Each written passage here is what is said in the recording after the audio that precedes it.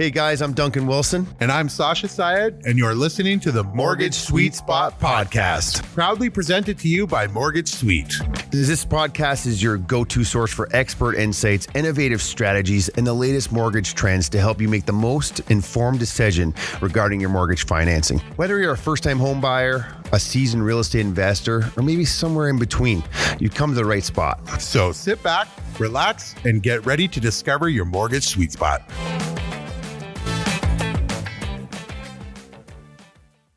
Hey guys, welcome back. I don't know what episode number it is. Don't ask me. Thank you, Maddie. We're at episode 11. Today we have Marty McFly in with us as a guest. His real name's Listy, or Alex Lister, wicked mortgage broker. And it's me, Duncan Wilson. So we're back, and what we're going to talk today about, and the reason why we kind of changed up the guest list, Sash is going to pop in afterwards, but today's topic is a huge topic. It's coming out like crazy. Back in the day, I mean, I did hardly any of these things. These are higher interest rate mortgages. Everybody seems to be grabbing at them everywhere. And what we are talking about today is private mortgages. Private mortgages, guys. Woo. Nothing private about them. Let's be honest there, right? Like, oh no, full disclosure. These days. Full disclosure on these private mortgages. So what we're going to do is kind of compare private mortgages, how to get them, where to get them. Are they good for you? Are they suitable for you? What are the new rules are coming into effect? And then kind of comparing it to a MIC. Now, next episode we are bringing in the owner of a MIC, who's going to come in and sit down with us and go through the ins and outs of what a MIC is and how it differs from private mortgages. But we're going to go a little preemptive here and start talking about that. So, Listy, talk to the viewers here about what a private mortgage is. All right. So a private mortgage is when you have an individual investor, usually somebody who's got a little experience lending in these private loans, who issues you a mortgage instead of, say, going to a bank.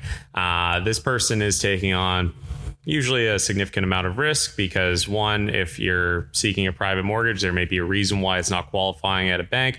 Maybe it's just the way that you organize your income for tax purposes and it doesn't fit the bill, or you've come into a little bit of credit difficulties over the past little bit. You need a fix-it solution, maybe consolidate a little bit of debt into your mortgage. And then after you fix things up, you go back to the commercial side of mortgage lending.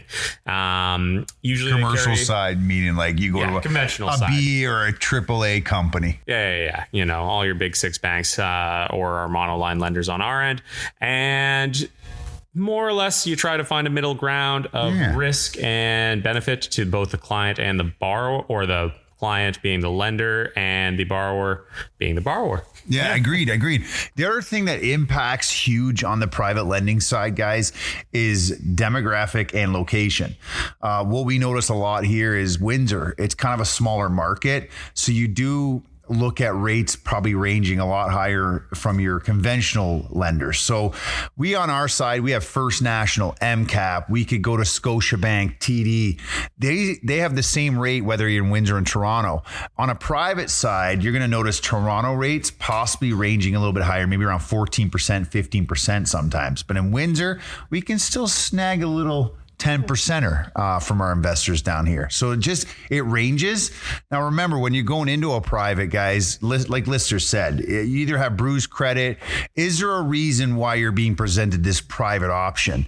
And who is the private lender? Right? Yeah, 100%. Another big one is if you're doing like a major renovation or you're purchasing a property that's not quite marketable as it currently stands. Maybe there was a little fire damage, perhaps. Maybe it's missing a roof. Yeah. Could be a mobile home. Who knows? I was going missing a toilet, but you could miss a roof too. If you don't have a roof on your house, you probably have to go private. All the way down to the stupidest one, which is please install a toilet before the appraiser comes out. We've noticed if it's not a livable house, if it comes back with some of the amenities like a bathroom or stove. Or a stove. Lenders sit there and go, okay, well, how is this guy going to live in there? What's he doing? Why is there no stove? Me and Lister, we kind of know how to mitigate that. We're going to send up a nice little invoice from Maytag saying, hey, here's a new stove. But when you get into these fixed situations like a fixed toilet, a fixed sink, I'm telling you guys, lenders are coming back down going, man, how are these guys going to go to the bathroom in their house? That way, if we get a decline from that side on the AAA side, we pivot right to private. So again, I'm going to go to suitability too, because there's a lot of suitability that comes into play here. Is it okay that you take this high rate? And that's what this podcast is about. It's about privates and how to get them. But honestly, is it okay that you take this? Listy, name some things maybe why someone shouldn't take a private mortgage. Oh, I mean, first things first, if you can get your mortgage somewhere else, whether it be a bank, a monoline lender, or B lender at a lower interest rate, then that's probably the route you want to be going. If somebody initially, you go in, you finish your mortgage application, and then boom, it's all of a sudden private, and you can't be explained why you're going that route. Well, maybe it's time for a second opinion to make sure that you're sussing out all your options. I agree. Another one, if there's no exit plan, if there's no way to get out of this loan within reason, so whether that be, say you want to fix up your house, you may want to finish a basement perhaps, and you currently owe $400,000 on your house that's worth $450,000. If you're asking for $60,000 to renovate your house, you might not be able to get out of that loan without forcing a sale of your property. And I agree. Just not gonna. I want to go back to the whole fact that this broker all of a sudden just offered a private. It'd be like going to a doctor saying, "Hey, doctor, I have a sniffle," and he comes back going, "You need open heart surgery today." Mm-hmm. So it's like going, "Okay, whoa, doctor, I just came in to get some Advil. Why are you telling me I need open heart surgery?" Maybe in that case, when it's your health, you are going to float over probably and say, "Hey, maybe I'll go get 2 other opinions from 2 other doctors." Yeah. Guys, the same principle applies when it comes to money. Like at the end of the day, if they're offering you a private, my question is, how quick was that a private approved? Like, was it just approved the next day? And now you're like, oh my God, you're stuck in this moment of stress. And you're like, oh my God, this is the only thing I have available. Guys, there is like, I don't even know. There's got to be brokers are like Tim Hortons. We're at every corner. Like literally, on the way home, I drive by 6 Tim Hortonses, and I also just talking about that, there's probably 6 broker offices I drive by as well. So we're kind of like coffee, guys. You can go everywhere and anywhere and get a different opinion. Just know when you go to get this different opinion that the other broker is going to say, "Hey, are you working with somebody else? What happened? How did you get approved there?" Now, when you get this approval that you've been offered, and hopefully it's not right away the next day, but maybe it's in a few days or a week from now. Or, alternatively, maybe it does need to be the next day because you here we go. Purchased a house, you got a pre-approval. That wasn't an actual pre-approval. No, it wasn't. They didn't look at your documents. They didn't actually check in on all of that stuff. Didn't check. And you're a week before closing and you have no mortgage. What do? How do you get that mortgage? I don't even know what to do with my hands right now based on what you're telling me. Like crazy stuff. Yeah, it's basic. And you got to remember, a week to a broker only has 5 days. Monday all the way to Friday. Like we don't count on holidays. They agreed there. Then it's Tuesday all the way to Friday. So if you have a 4-day closing, you're probably going to have to take that private, right? So when you get this private commitment put in front of you, what are some things we should look for on this commitment? Ideally, you're trying to find your total cost of borrowing. That's going to be the big one. And it should show up on a disclosure to borrower. It's one of the key forms in any mortgage package. And that's going to loop in your total interest. That's going to loop in all the fees, because this is the thing with privates. There are significantly higher fees across the board than if you were to go with a conventional bank or monoline lender. There's a couple fees to consider. Can you repeat the significant part with more emphasis on significant? Sorry. There are some significant fees. Significant. Very large fees to be wary of on some private loans. And a couple of the big ones. One, you're going to be spending money on both sides of the lawyers for both the lender and the borrower. So you being the borrower and the lender being whoever's issuing those funds. So not only is a lender making a fee and all that, he's making the borrower pay for his legal work to do the papers, exactly. Right? Okay. Yes. Okay. So that's something to consider. Sometimes that's not there, but usually it is. Another one, lender fees. They'll usually bake in a 2 to 3% lender fee, which is a percentage of your mortgage principal just up front. So say it's $100,000 on your loan, 2% fee. That's $2,000 that you have to pay right up front. And unfortunately, most privates do not pay us. So we are going to have to charge a brokerage fee depending on the complexity of the file and how much work needs to go into it. So these fees can, add up to be around, I've seen them up to like 6 or 8, depending on the mortgage size, percent What he of the means total by that, mortgage. yeah, 6% fees all in. Like if you calculate lawyers, the other lawyer, the broker fee, the lender fee, and I'm giving you 10% on a private, you have to add this 6 to 8% on top of your 10% rate. So you're looking at 16 to 18%. 16 to 18%, and your total guys. cost of borrowing. And, there are going to be positions and situations where that's unfortunately needs to be paid because there's no other solution. But you need to just make sure that you are examining other solutions and trying to find the cheapest mortgage possible. Going back to why you might need to go into a private if it's a rush file. Say you only have 5 days before you're closing and you can't get an extension. Even if you're a AAA file, unless you have a wonderful connection at a bank or a broker who has great connections, which we do, you might have difficulty moving it through all the paces of going through a mortgage approval. So that's going to be packaging the file, sending it to a credit department at a bank, having the credit department review and approve. And then they have to instruct lawyers on their end and on your end to move through the title registration and move through the solicitor conditions to make sure that the transaction is clean and it's legal. Now, these things take time, usually 2 weeks. I agree with Lister here, but back in the day, man, 2 days, we could close it all up. But nowadays, if you notice on your commitments, it does say broker file complete within 10 business days of prior to funding. And a lot of lenders went to that due to the whole fraud situation, guys. So just know what he's saying is even on a AAA, if you have approval, but you don't have all your docs in and ducks in a row, as we call it, basically you're going to have to fund privately as well. What is the biggest, I'm reading data, okay? And I'm reading on Mortgage Mix, and the only data to come out for private side of the industry and private mortgages is the exit strategy. So let's position, okay? We figured out why do we need to go into this. We have the interest rates. We've talked about what happens now that you're in it.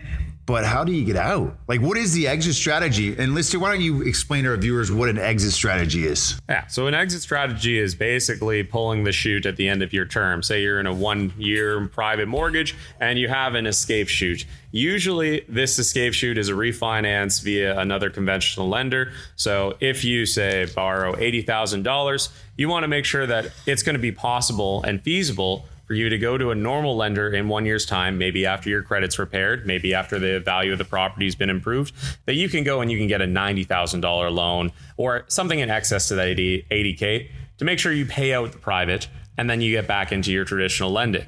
If you can't do that, then a lender might be forced to either one, renew you again into these high interest mortgages, which, if you're able to stay above water on it for another year while you sort everything out and sort out an exit, not a bad play.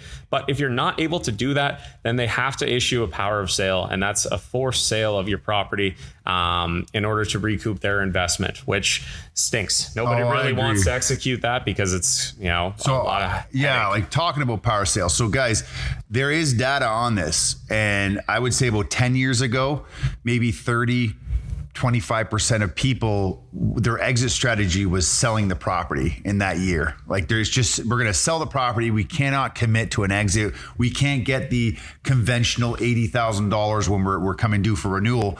That number has gone from 25 to 30 all the way up literally to 50-50 now. So just know that when you get into a private mortgage, maybe a lot of brokers aren't creating these exit strategies. Maybe a lot of people aren't following through on how to get an exit strategy going. But 50% of people that borrow from Mix and private mortgages, their exit strategy is selling. So just know you have to make sure when you get in that mortgage, you have to make sure you know the numbers. Now, numbers do change, but they don't change that drastically within a year to say, okay, you know what? We planned this whole thing out. We cannot get you exited. And the only thing left, and what Lister's saying is you're going to go power sale. You're going to lose more money in the long run going into this private, not knowing what the strategy is to get you out. And you got to stick to that strategy, guys. And on the flip side of that too, if you are an investor in real estate, a sale of your property is a perfectly reasonable exit strategy. If you are trying to purchase something that needs a lot of work, you're flipping a property, it. the exit is, I'm going to sell this property in 6 months' time, and then I'm going to pay you out then. Usually you want to make sure that your private mortgage is an open term at that point, so that you can lower your prepayment That's another thing we can talk about. On the opposite side, not the investor, the husband, the wife, the 4 kids going to the school down the street, 2 dogs, 1 cat. Are you moving all that stuff out in a year because you cannot fix the credit, cannot fix the income? What was it? And what did your broker tell you? Okay, we're going to get you a private now. Within 6 months or maybe a year, this is where we're going, and this is why we can get it done over here. Maybe it was the fact that you just were having such a quick close. It was only 4 days to close. You got to rush it in on a private. But a refinance in that case is more highly likely to happen. But if you have bad credit, how do we fix that credit so you can exit? We're brokers, man. We love getting a house. Our job is to find you a perfect, good mortgage for you to live in. The realtor finds you this house, they get you all revved up. Our job is to get you into that house with the funds. Now, if you could just buy it cash, I mean, please do. It's okay. You can tell us you have the cash. Easiest mortgage to get is one that's $0. There it is. Say that one more time. Easiest mortgage to get is one you don't need. $0. $0. Or if you can put 100% down payment, as I always say, you're good to go. Now, the problem is most people, and I would say 80% of people plus don't have cash to buy these properties. So most of you guys are going to have to listen to this podcast to say, okay, this is what a private's all about. If you do want more details, give us a shout. You got Lister, you got me. We can talk to you all about private mortgages, what the ins and outs are, if it's right for you as a borrower. Never go to a guy that's sitting there saying, oh, it's the only thing you can do and you have to take it. There should be no pressure in this, guys. This is a high interest loan that has to come with a lot more knowledge behind it and a lot more, I would say, introspect and future planning involved. Yes. But again, playing devil's advocate, sometimes after a quick review of a file, there are signs that private is likely the solution right? Yeah, to your problem. And sometimes it is a little bit cut and dry, but you should be able to, at least, from a mortgage lender or mortgage broker side of things, explain in detail as to why that situation is the case. Yeah, it's our job. Basically, that's why we get paid the commission we do in order to explain it to borrowers. Now, I know we don't have a lot of time left, but there's couple other suggestions. Second mortgages. When you get a second mortgage, make sure it comes due and matures on your first mortgage balance. Make sure they come together at that time. Make sure your exit strategy is in line with that time frame to say, okay, I can get out of that actual mortgage. Here comes the big guy now, buddy. He's coming in. Sitting in his seat. Coming in. He's coming on in. I'm rolling in. So basically, Sasha has finally joined us. He's very busy. He was writing 2 private mortgages right now for clients and explaining to them why it was suitable that they did that, and explaining their exit strategy to him. And that's why he's a little bit late today. Yes. But Sash, give us your quick opinion on private, what it means. Do you like doing them? What is it all about? How do you get out? Well, so like my honest opinion about privates are they're not the greatest, definitely not the greatest, but they do come in handy for people that are doing renovations and just need quick money. They don't want to touch their first position, especially if you're getting close to your maturity dates. Easy to get out of it that way, especially with renos. And so the other thing about privates too is if you're an investor, you're buying a property, you want to get it done, or you want to get it done like without too much hassle, or you need to get it done fast, a private comes in handy. And then once you close that, then you can look to refinance after to pay the private out, and then get into a traditional mortgage. When we're talking about privates and mix, I do like mix a little bit better, just my opinion. Rates are a little bit lower. Usually you have an option for open terms with mix, and you can have an amortized payment. So even though the rate's a little bit higher, sure, but if you go into a 1 or 2 year term, at the end of it, you're not paying out your original loan amount. You got a year to 2 years of payments at least coming out with a little bit of principal. So when we're talking about privates, we're concerned about the value of your home coming in at the same or higher at the end of the term in order to qualify, to get out of it. With what we're seeing right now with a declining market, it's you might face that challenge, but rates are going down, and in this case right now, we'll see probably home values going back up. So maybe not too bad if you're considering a private. Definitely chat with one of our brokers or myself. But that's just kind of how I feel about privates. They can be handy, if you just need quick money and it makes sense. The exit strategy is the most important personally, if I don't see a clear exit, I won't even do it. Like, so, mix are kind of more the way to go. I like it because they have the open term. Well, we do have that. I think the next episode we are doing mix versus the private situation. Okay, were we just talking about private today? It's actually good. Okay. No, I like that you're bringing it online. So, yeah, it's a segue. There you go. Man. And I will be available for that one. Yeah, call this Sasha 70 seconds. But private mortgages are good. Like he said, I was writing some up, in some cases, value property doesn't come in or the deal falls apart for whatever reason, usually the lender's fault. Privates come in handy lenders. But they come in handy to save you in a jam or to get you quick money. And, if there's a clear exit strategy, it can make sense. So that's my 70 seconds. 70 seconds with Sasha. All right, let's recap this thing and then we'll throw in the credits. Oh, wow. We just went over so much. I think Sasha summed that up in 70 seconds. He did. Actually, 70 seconds with Sasha is the best 70 seconds. That's the answer I was actually looking for. Sasha did it already. So when you get in, suitability. When you get out, exit strategy. Yeah. That is us for today, guys. If you have any questions, please visit our website. Give us a call on the phone. You can actually call up. And the cool thing is it's not like a medical thing where you have to go to a doctor to get assessed. We can assess you over the phone. It's very easy. You can actually text us and we assess you by text going, okay, because it's all financially related here. So, turn to the left and cough. Let me know how that goes. Right? But, Right? Send your blood samples. Text me your blood samples. Yeah, the other thing too, if you're going on our website, check out the Wiki Mortgage page. There's tons of resources out there. There's lots of articles written from Duncan and myself and some of the other brokers in the office. Lots of good information on there. Check it out. That's it. Cool. Go private. Awesome. Thanks, guys. Ladies and gentlemen borrowers, thanks for tuning in to the Mortgage Sweet Spot. If you have any suggestions for upcoming episodes or questions for our hosts, me and Sasha, throw them in the comments below. And if you enjoyed the podcast, please subscribe to our channel on your preferred platform. We're available on Spotify, Apple Podcasts, or you can check us out on YouTube. Once again, thank you for tuning in, and we'll see you on the next one.